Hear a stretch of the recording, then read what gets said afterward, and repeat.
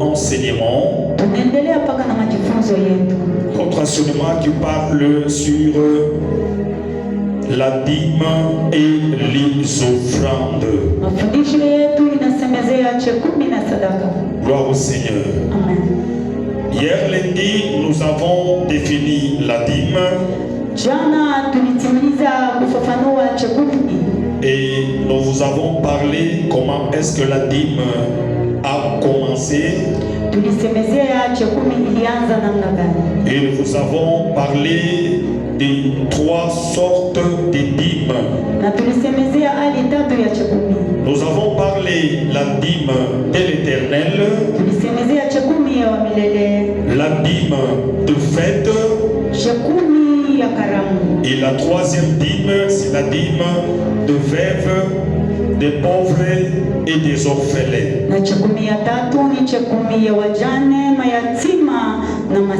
Je te demanderai aujourd'hui d'être vraiment attentif, parce que je ne serai pas très long comme maman m'a dit hier. Parce que nous aurons aussi le temps de prier. Gloire au Seigneur. La question de savoir, d'abord, nous avons 3 points auxquels nous allons parler aujourd'hui.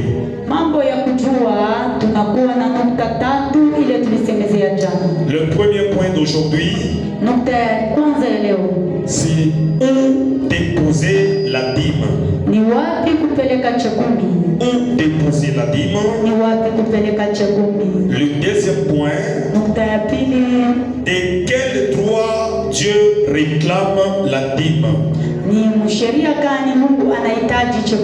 Et troisième point, à qui donnons-nous la dîme? À qui donnons-nous la dîme?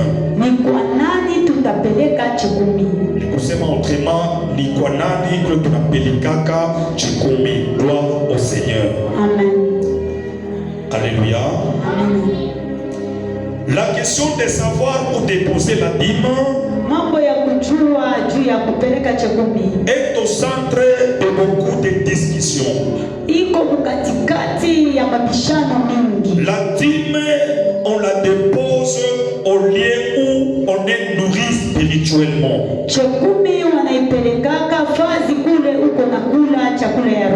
Alléluia. Amina. La dîme doit être apportée à l'église. Où vous adorez régulièrement. Où vous recevez l'enseignement de la parole. C'est là qu'on peut aller déposer la dîme. Nous allons prendre un témoin des Écritures. Deutéronome chapitre 12. Versets 5 à 7.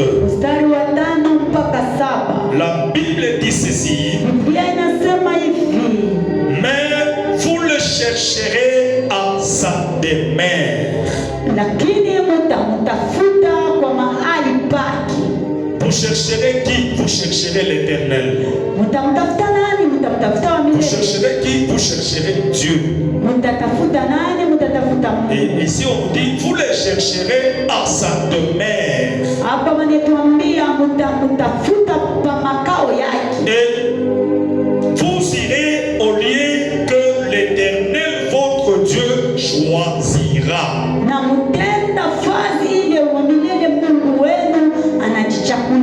Parmi toutes vos tribus,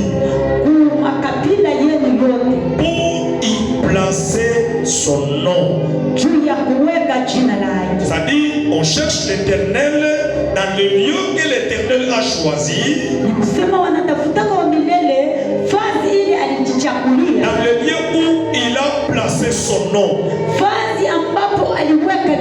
Dans le lieu où réside son nom. Il a dit à Israël de bâtir le tabernacle.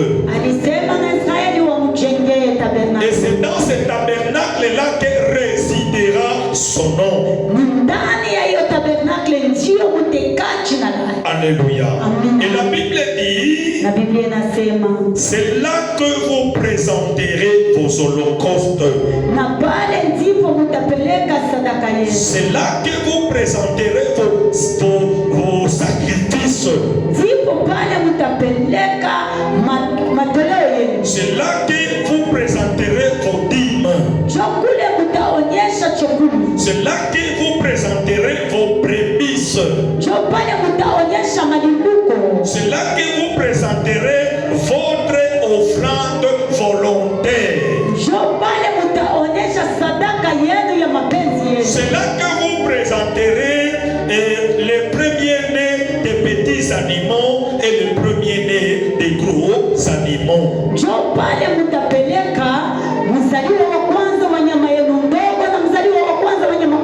Et je pense qu'à ce niveau-là, je me suis fait comprendre. Alléluia. La dîme, on ne la dépose pas n'importe où. La dîme, on ne la donne pas à n'importe qui. Quelqu'un peut venir vous rendre visite, un prophète businessaire. Il vient chez vous et vous nous prenez la dîme, vous le donnez. Ça, ce n'est pas biblique. Alléluia. Quelqu'un à qui vous plaît seulement en cours de route et qui vous plaît et elle a coupé ça. Tu dis non, celui-ci c'est un serviteur de Dieu, non, je lui donne ma dîme. Non. Selon la parole de Dieu, la dîme, on la donne là où vous êtes nourris spirituellement. Là où vous adorez régulièrement. Là où on vous nourrit de la parole de Dieu. C'est là que vous avez le devoir d'amener vos dîmes. Que le nom de notre Dieu soit béni. Alléluia. Le deuxième point d'aujourd'hui. De quel droit Dieu réclame la dîme? Alléluia. De quel droit Dieu réclame la dîme? Dieu est le créateur. Est-ce que vous me comprenez? Dieu est le créateur. Et la demande de Dieu est basée sur une vérité simple.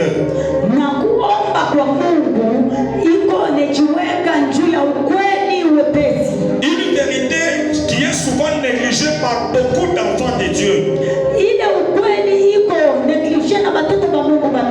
La vérité est que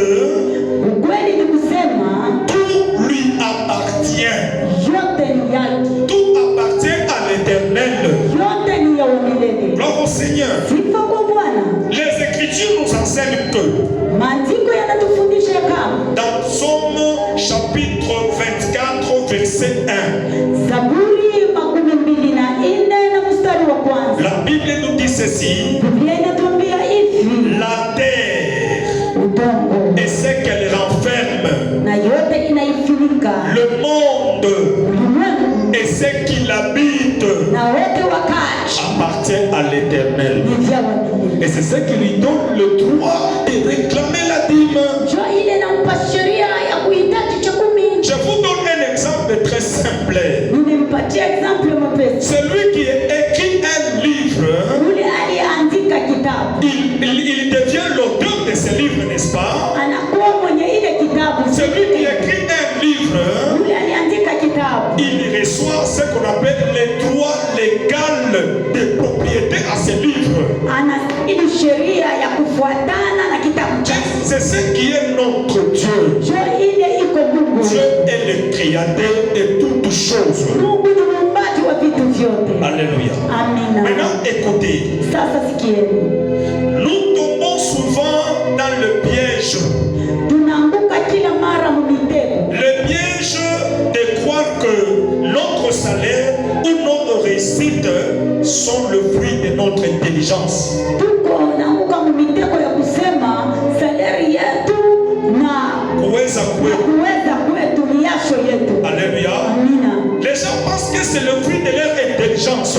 Watu beko na waza sasa ni matunda ya akili yao. Nous pensons que c'est le fruit de notre force physique. Tunawaza sasa ni matunda ya nguvu yetu ya kimutu. Et nous pensons que tout ce que nous sommes en train de gagner par notre travail Tuko na waza sasa kitu kile tuko napata kazi yetu nous appartient à 100%. ni vyetu vyote. Or c'est faux et archi faux. Lakini ni uongo tena uongo. C'est ce que beaucoup d'enfants est en train de penser. Njoo ile watoto wa Mungu vyamba mingi beko na waza. Les autres disent non, c'est moi qui suis allé travailler. Wengine wanasema ni mimi ndio nilienda kutumika. Est-ce que c'est l'ancien qui est allé travailler? Mzee alienda kutumika. Est-ce que c'est le pasteur? Kweli ni mchungaji. Est-ce que moi je me réveille le matin? Ni mimi nanaamka asubuhi. Je rentre encore trop tard. Na ninachelewa. Et je suis fatigué. Na nimeshachoka. C'est mon effort. Ni nguvu yangu. C'est mon intelligence. Ni akili yangu. C'est ma capacité. Ni uwezaji wangu. Ça c'est faux et archi. Ile ni ongo tena ongo. Je vais te donner un témoin des Écritures. Napenda kukuambia mshuhuda wa maandiko. Alors que le livre de Job, Sasa pale kitabu cha Yobu, chapitre 12, 12 verset 10 à 11. mstari wa 10 mpaka 11. Gloire au Seigneur. Sifa kwa Bwana. La Bible dit ceci. Biblia inasema hivi. Toi qui penses que Wewe unawaza kama tout ce que tu gagnes c'est pour toi, yote unayoipata ni yako. c'est ta force physique, Ni uwezo wako wa kimutu. c'est toi qui allais fabriquer les briques Ni wewe ulienda kupika majiwe et tu étais dormi dehors, na ulilala nje. tu as gagné ton argent, Unapata pesa yako. tu n'as pas le devoir de donner la dîme. Au una mahitaji ya kupeleka chukuni. La Bible dit ceci. Biblia inasema hivi. Je chante. Interroge les bêtes, Uliza nyama, elles t'instruiront. watakufundisha. Watakujenga. Interroge les oiseaux du ciel, Uliza ndege za anga, ils te l'apprendront. atakuelewesha. Parle à la terre, Semezana na udongo, elle t'instruira. itakufundisha. Et les poissons de la mer Samaki baharini te les raconteront. watakuambia. Qui ne reconnaît chez eux la preuve que la main de l'Éternel a fait toutes choses? Nani asijue mahali pake kusema mkono ya Mungu iliumba vitu vyote? C'est la parole du Seigneur. Ni neno la Bwana. C'est les Écritures que je suis en train de lire. Ni maandiko ninaisoma. Si je peux encore répéter pour toi, Kama ninaweza kuanza juu yako. la Bible dit, Biblia inasema, interroge les bêtes, uliza wanyama, elles t'instruiront. watakujenga. Les oiseaux du ciel, Anga, ils te l'apprendront. watakufundisha. Parle à la terre, elle t'instruira. Sema na udongo, watakujenga. Et les oiseaux de la mer te les raconteront. Na samaki baharini watakuambia. Qui Nani ne reconnaît chez eux la preuve que la main de l'Éternel a fait toutes ces choses? nani asijue kwa mafanikio kusema mkono ya milele iliumba yote? Il tient dans sa main l'âme de tout ce qui vit. Anashika mkononi mwake nafsi ya yeyote anaishi. Le souffle de toute chair d'homme, c'est entre les mains de Dieu. Nafsi ama mwili wa watu wote wazima imejikuta mkono ya Mungu. Alléluia. Amina. Donc là, il n'y a pas ta force. Pale hapana uwezo Là, wako. il n'y a pas ton intelligence. Pale hapana akili yako. Le passage de Job Maandiko ya Yobu nous montre une leçon de l'humilité que nous devons avoir.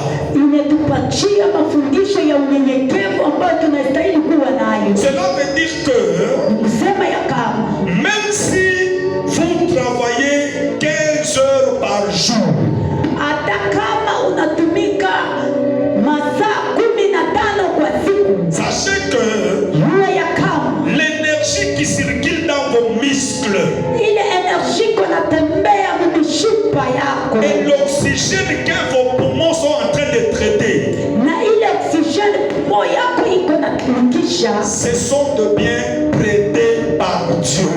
vitu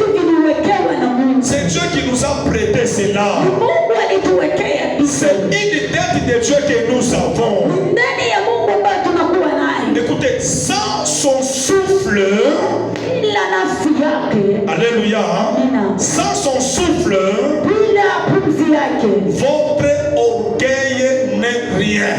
kile Mungu ni bure. Alléluia. Sans le souffle de Dieu, Bila pumzi ya Mungu, votre orgueil n'est rien. kivuli chetu ni bure. Si Dieu tentait seulement de récupérer son souffle au-dedans de vous, Kama Mungu anasimama juu abebe pumzi ndani yetu, vous n'aurez pas le temps de se réveiller pour aller au boulot. hautakati amka na kwenda kujikuta kazini, Vous n'aurez pas la force de travailler ou d'écrire au tableau. hautapata nguvu ya kutumika wala ya kuandika Ce qui kutablo. vous permet d'écrire au tableau, c'est le souffle de Dieu et son énergie qui circule dans vos veines. Kile cha ruhusa ya kuandika kutablo ni sufle ya Mungu na energy yake kupumua. Alléluia. Amina. Alléluia. Amen. Et maintenant, votre dîme, Sasa pale chekuni yenu, quand vous la donnez ou vous la payez à Dieu, wakati tunailipa kwa Mungu, cela devient un acte de reconnaissance envers Dieu. ile nakuwa ni tendo la ufahamu mbele ya Mungu. L'acte de reconnaissance par rapport à ce qu'il a fait de nous. Tendo la ufahamu kwa ile alifanya kwetu. Lorsque nous payons la dîme à Dieu, Wakati tunapeleka chekumi kwa Mungu, cela n'est pas un don que nous sommes en train de faire à Dieu.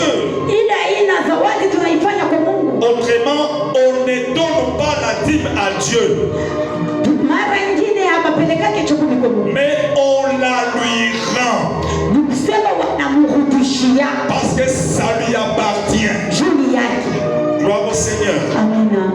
Selon le livre de Lévitique 27, Kufuatana na kitabu cha Walawi 27 verset 30, 27, vous allez 30 à 32 et vous allez sauter, vous allez lire 34. mstari wa 33, 32 mpaka 34. La dîme est déclarée consacrée à l'Éternel.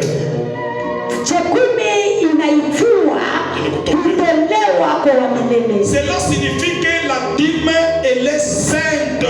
Ni kusema chekumi ni takatifu. C'est-à-dire elle est mise à part pour Dieu. Ni kusema inawekewa pembeni tu juu ya Mungu. Et aujourd'hui, Lakini leo si vous gardez cette dîme-là, ukichunga hiyo chekumi, si vous refusez de payer cette dîme-là, papa héritier, ukikatala kulipa ile chekumi, papa comme vous yarite, l'avez l'habitude de le faire, kama vile tunakuwa na mazoezi ya kuyafanya, sachez que vous gardez quelque chose qui ne vous a jamais appartenu, même devant le tribunal céleste. ni kusema tu kuna bamba bingu ila napiekwa mbele ya maamuzi ya mbingu. Est-ce que vous comprenez, frère Grâce? Ne pas donner la dîme. Hapana kupeleka chekumi. Si nous refusons de payer la dîme, Tukikatala kupeleka si chekumi, nous gardons cette dîme-là, maman, jamais. tukichunga hiyo chekumi C'est-à-dire, mamajani, vous gardez quelque chose qui ne vous a jamais appartenu. ni kusema tunachunga kitu ambacho hakiko chetu, Même devant le tribunal de Dieu, hata mbele ya maamuzi ya Mungu. cela ne vous appartient pas. Ile si yetu.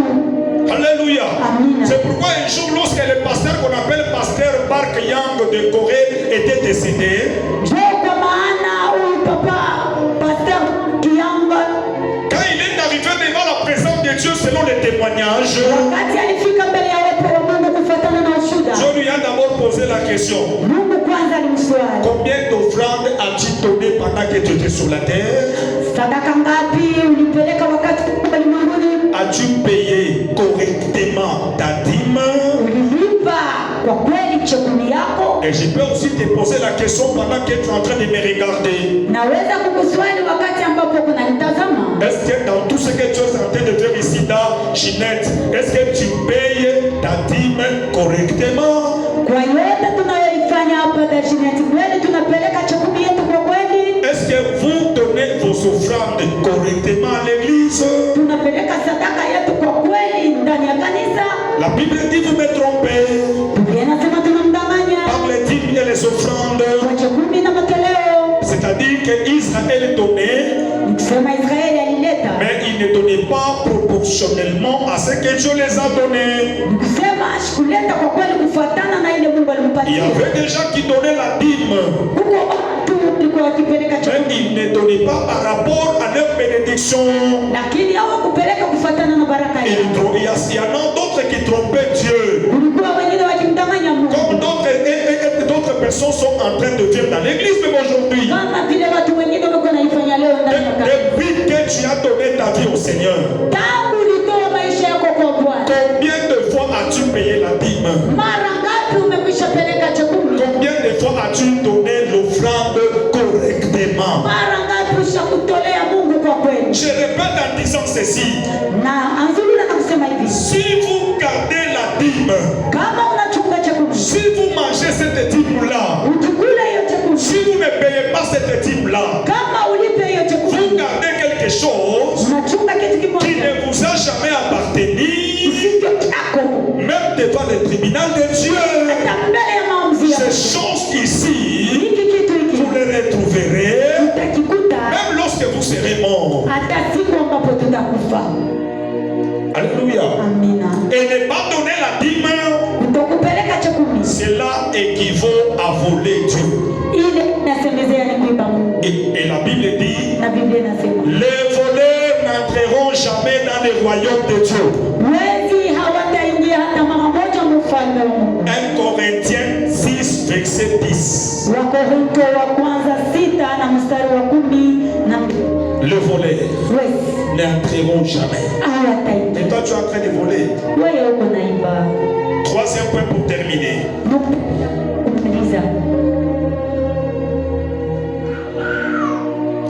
Alléluia.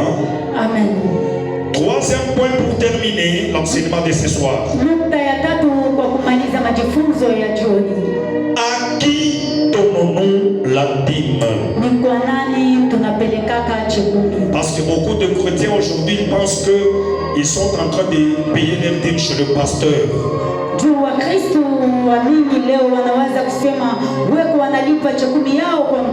Même là où tu es, toi tu penses que tu payes la dîme chez David. La dîme on la paye pas chez le pasteur, mais on la paye à Dieu. Gloire au Seigneur. Et c'est Dieu maintenant qui a donné les droits au pasteur sur la gestion de la dîme. Et si nous continuons avec les enseignements, nous allons y arriver. Alléluia. Dans le livre de Genèse 14, verset 18 à 20. Ici nous trouvons bien avant la loi de Moïse, nous trouvons qu'Abraham a payé la dîme après avoir vaincu les 5 rois.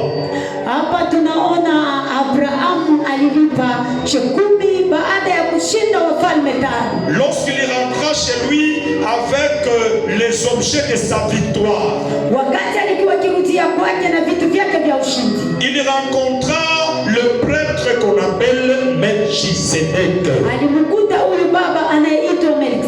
Melchisedec, roi de Salem,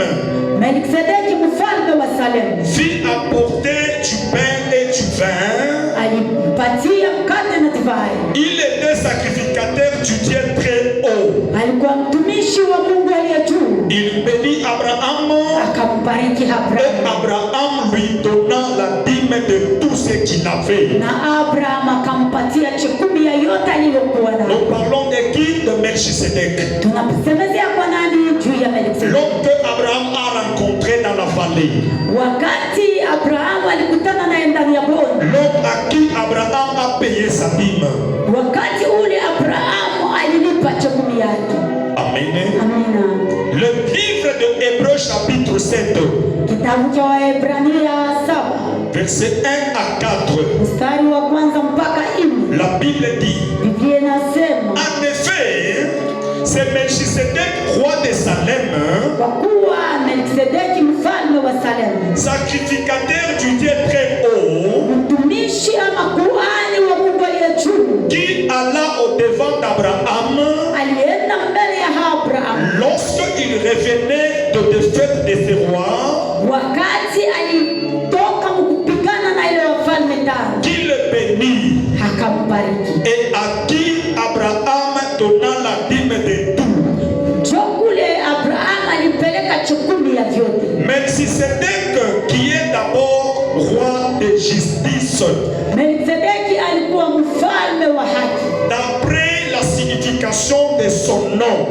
kisha ufafanuo wa jina lake, Ensuite, roi de Salem, kisha mfalme wa Salemu, c'est-à-dire roi de paix, ni kusema mfalme wa salama. qui est sans père, Hakukuwa na baba, sans mère, hakukuwa na mama, sans généalogie, hakukuwa na kizazi, qui n'a ni commencement ni fin de vie. hakuwa na mwanzo wala na mwisho wa maisha. C'est cet homme que Abraham a donné la dîme.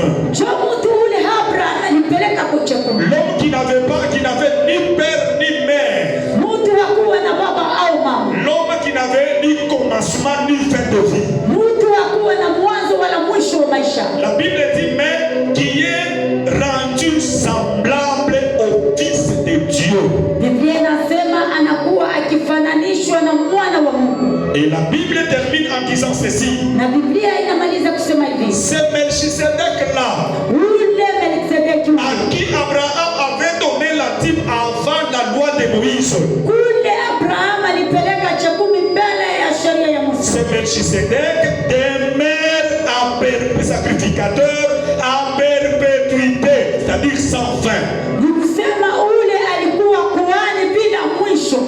Il demeure sacrificateur à perpétuité. Il reste sacrificateur à perpétuité. Yeye alikuwa akikaa kuhani lote bila mwisho. Et la Bible dit ceci dans Hébreux ici. Biblia inasema hapa kwa Waebrania. Maintenant, considérez Muone kama combien est grand celui auquel le patriarche Abraham donna la dîme de ses biens. sasa ona ubaba wa ule Abraham alipeleka chakumi ya vitu vyake vyote. Alléluia. Amina. Abraham n'a pas donné la dîme à n'importe qui. Abraham ashikupeleka chakumi yake kwa yoyote. Il n'a pas donné la dîme à un serviteur de Dieu. Ashikupeleka chakumi kwa mtumishi. Il a donné la dîme à Dieu lui-même. Alipeleka chakumi kwa Mungu mwenyewe. Est-ce que vous me comprenez? Mnanielewa? C'est Melchisedec ici Huyu Melkisedeki huyo est une figure éternelle. hapo wa milele. Maintenant, sa description sans père, sans mère, sans généalogie, Kuandikwa kwake kusema hana baba wala mama wala kitu fulani. le place hors des conditions humaines. Inamuweka nje ya hali ya kimungu. C'est sacrificateur Ule kuhani qu'on appelle Melchisedec anayeitwa Melkisedeki est une figure directe de Jésus-Christ. ni fikiri mpaka ya Yesu Kristo. Et c'est souverain sacrificateur Na ule kuhani mkubwa n'est autre que l'Éternel lui-même, n'est autre que Dieu lui-même. haina mwingine, ni Mungu mwenyewe. Maintenant, donner la dîme à un représentant spirituel comme Melchisedec, Kupeleka chakumi kwa representant sa Melkisedeki c'est la payer à l'Éternel lui-même. ni kupeleka kwa milele mwenyewe. C'est-à-dire, quand les gens amènent les dîmes dans l'église, Kusema watu wakileta chakumi kukanisa, quand vous payez les dîmes à l'église, kama unalipa chakumi vous kukanisa ne la payez pas sur le pasteur. auilete kwa mchungaji. Les gens échouent dans ce domaine parce qu'ils considèrent le pasteur. Watu wako na shindo mwiyo hali tu wanamwona mchungaji. Nous sommes seulement des serviteurs ici. Sisi ni watumishi tu hapa. Mais il y a un souverain sacrificateur Lakini kuna kuwa kuhani mkubwa qui demeure ou qui reste à perpétuité. yule anakaa na anabaki milele. Ce sacrificateur, c'est Jésus. Na ule kuhani ni Mungu. Et nous sommes les serviteurs. Sisi ni watumishi tu. Alors, quand vous payez vos dîmes fidèlement à l'église, Ukilete chakumi yako kwa amilifu, vous la payez devant ce souverain sacrificateur. unailipa kwa kuhani mkubwa. Alléluia. Amina. Et aujourd'hui, Leo si on ne donne pas la dîme, on ne paye pas la dîme à l'église, kama aulipe chakumi kwa kanisa on ne la donne pas au pasteur, au mpatie mchungaji, on la paye à l'Éternel lui-même. unamupa wa milele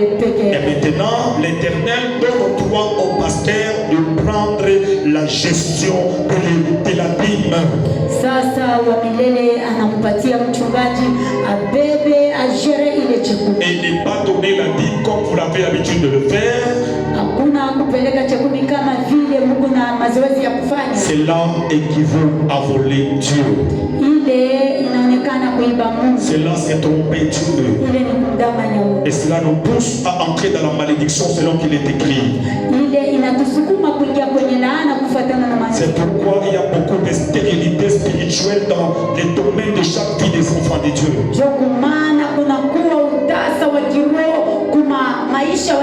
C'est pourquoi il y a toujours les échecs, il n'y a pas la prospérité dans nos vies. Parce que nous sommes en train d'échouer dans ces domaines-là. Et toi qui as écouté ces messages ce soir, que l'Éternel Dieu t'aide. Que le Saint-Esprit touche ton cœur. Afin que tu aies l'habitude de donner la dîme et les offrandes dans la maison de Dieu. Et votre bénédiction en dépend. Que l'Éternel Dieu